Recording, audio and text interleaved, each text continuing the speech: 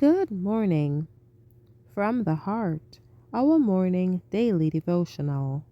The reading for today is entitled Rejected, August 17th.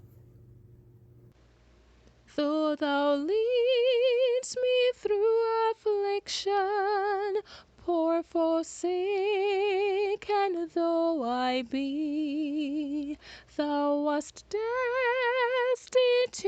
afflicted, and I only follow thee. I will follow thee, my Saviour.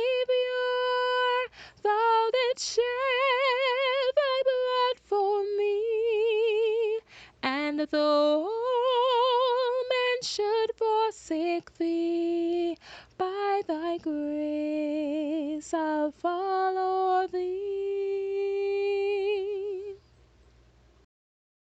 John 1 verse 11.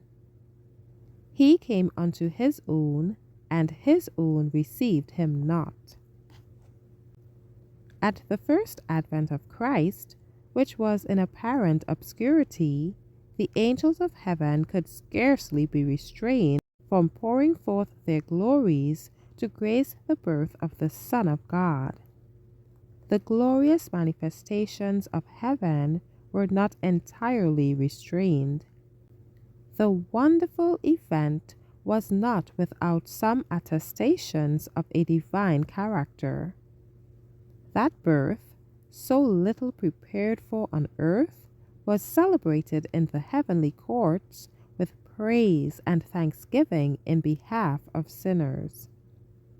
He who came in human flesh and submitted to a life of humiliation was the majesty of heaven, the Prince of life, and yet the wise men of the earth, the princes and rulers, and even his own nation, knew him not. They did not recognize him as the long-looked-for Messiah. Notwithstanding, mighty miracles did show forth themselves in him. Notwithstanding, he opened the eyes of the blind and raised the dead to life, Christ suffered the hatred and abuse of the people he came to bless. They regarded him as a sinner and accused him of casting out devils through the prince of devils. The circumstances of his birth were mysterious and were remarked upon by the rulers. They charged him with being born in sin.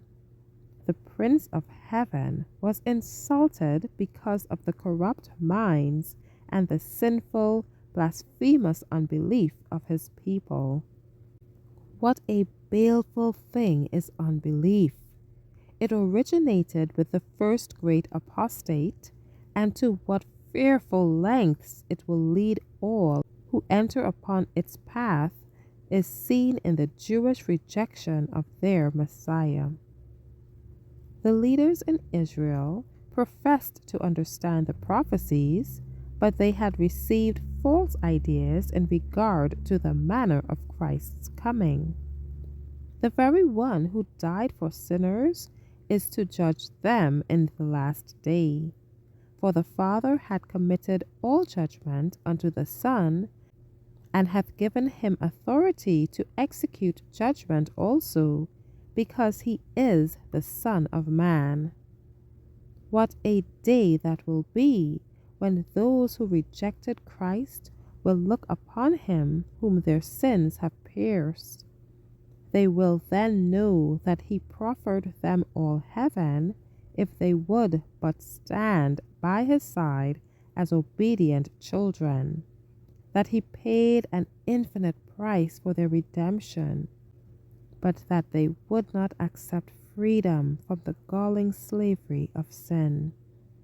They chose to stand under the black banner of rebellion to the close of mercy's hour. Thank you for listening. Shalom.